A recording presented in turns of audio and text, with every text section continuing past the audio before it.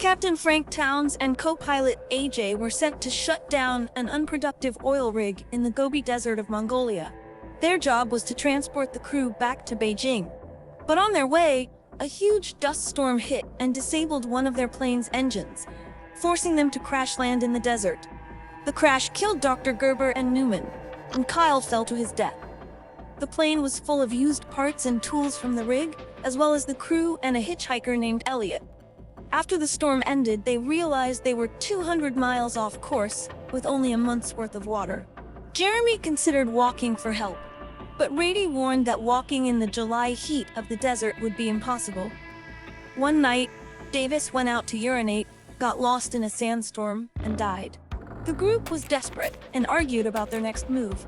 Kelly wanted to wait for rescue, but Frank insisted they would be better off staying put. Elliot suggested a daring plan.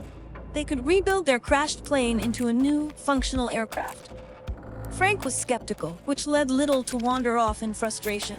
When Frank found him, he discovered a valley full of debris, including the body of Kyle. Little agreed to return if they committed to rebuilding the plane, and Frank agreed. For weeks, they worked tirelessly to rebuild the plane, battling dust storms, lack of water, and conflicts within the group. They named their new aircraft Phoenix, after the mythical bird that rises from the ashes. Things took a turn for the worse when a group of smugglers camped nearby. Ian, AJ, and Rodney tried to reach out to them for help, but were attacked. Rodney was killed, and the smugglers tried to kill the rest of the group. Frank and the others fought back and defeated the smugglers. Later, they discovered that Elliot's experience with aircraft was limited to model planes, not full-sized ones. Ian was furious and threatened Elliot, but despite the setbacks, they managed to finish the Phoenix and escape just in time to avoid another group of bandits seeking revenge.